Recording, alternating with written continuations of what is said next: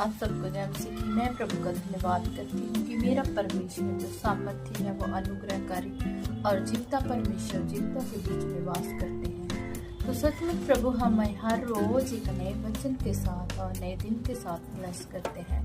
तो मैं प्रभु का धन्यवाद करती हूँ। आज मैं सचमुच आपके सामने प्रभु का और नया वचन शेयर करना चाहती हूँ। सचमुच प्रभु का वचन हर रोज हमारे लिए नया है।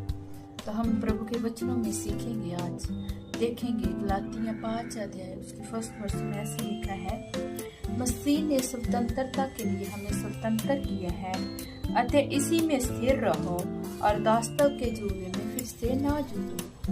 तो सचमुच प्रभु ने हमें आजाद रहने के लिए आजाद किया है। सचमुच उसने हमारे गुनाहों की खातिर, हमारे पापों की खातिर, हमारे सारे गुनाह उसने अपने ऊपर ले लिए ताकि हम आजादी से रह सके, हमारा उद्धार हो सके। तो प्रभु ने सचमुच हमें आजाद करने के लिए प्रभु ने सचमुच हमारे दुखों को अपने ऊपर ले लिया, हमें आजाद कर दिया ताकि हम पाप की गुलामी में ना रहे। तो प्रभु का वचन हमें कहता है कि फिर से गुलामी के जुए में ना जूटो। तो सचमुच जो लोग प्रभु के वचन को जानते हुए भी बार बार गलती में जाते, बार बार गुनाह में जाते हैं, तो प्रभु का वचन कहता है कि गुलामी के जुए में, दास्तव के जुए में ना जूटो, क्योंकि परमेश्वर ने हमें आजाद कर दिया हुआ है। तो हमें आजादी में रहने के लिए परमेश्वर के वचन में बने रहना, वचन प्रभु के साथ साथ चलते रहना है। तो दूसरा वचन हम देखेंगे कि जो लोग प्रभु को जानकर फिर से गुनाह करते हैं, उनके लिए प्रभु का वचन हमें क्या कहता है हम देखेंगे। दूसरा पत्रस उसका 2 अध्याय उसके 21 और 22 वर्ष में ऐसे लिखा है, क्योंकि धर्म के मार्ग का ना जानना ही उनके लिए इससे भला है कि उसे जानकर उस पवित्र आज्ञा से फिर जाते हैं जो उन्हें सौंपी गई थी। तो जो लोग परमेश्वर के वचन को जानकर प्रभु का वचन कहता है उनके लिए जानना ही अच्छा होता, क्योंकि उन्हें जो आज्ञा सौंपी गई थी, जो उन्हें परमेश्वर ने हुक्म दिए थे, उनको उन्होंने टाल दिया और फिर से गुलामी के जुए में चले गए। तो उनके लिए प्रभु का वचन कहता है कि उनके लिए ये कहावत ये फिट बैठती है। हम देखेंगे उसकी 22 वर्ष, उन पर ये कहावत ठीक बैठती है कि कुत्ता अपनी छांट की और नहलाई हुई सूरनी कीचड़ में लौटने के लिए फिर चली जाती है।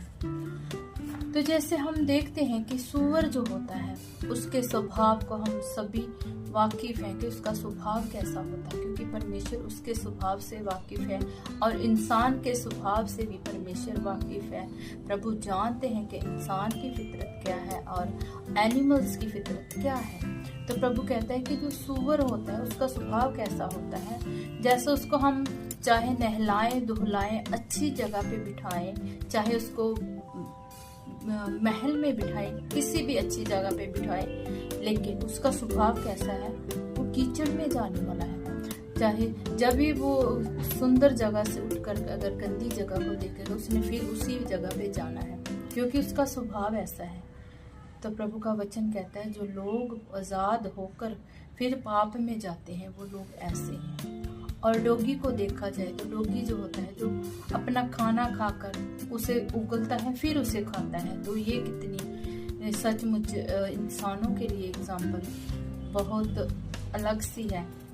तो ऐसे इंसानों के लिए परमेश्वर का वचन कहता है ये कहावत उन पर फिट बैठती है कि जो लोग प्रभु को जानकर प्रभु में आज़ादी को लेकर फिर पाप में जाते हैं तो वो ऐसे लोग हैं। तो प्रभु का वचन हमें भजन संहिता में भी लिखा है कि तुम घोड़े और खच्चर के समान ना बनो, क्योंकि वे समझ नहीं रखते।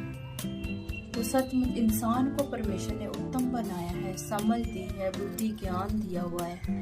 तो सचमुच वचन के द्वारा हमें बुद्धि और ज्ञान और समझ की बातें प्राप्त होती हैं। तो हमें प्रभु के वचन में बने रहना है, प्रभु के साथ साथ चलते रहना है। जब प्रभु ने हमें पाप से गुलामी से आजाद कर दिया हुआ है तो हम बार बार क्यों गलतियों में जाते हैं, क्यों बार बार क्यों गुनाह में जाएं, क्योंकि ऐसा प्रभु का वचन हमें नहीं सिखाता। वो हमें आज़ाद रहने के लिए सिखाता है ताकि हम पाप से आज़ाद रह सकें। तो सचमुच खुदा के साथ हम बने रहें, प्रभु के साथ साथ चलते रहें और प्रभु का वचन हर रोज अपने साथ लेकर चलें, क्योंकि क्योंकि अब प्रभु का वचन ही हमें संभालता है, वही हमारी अगुवाई करता है।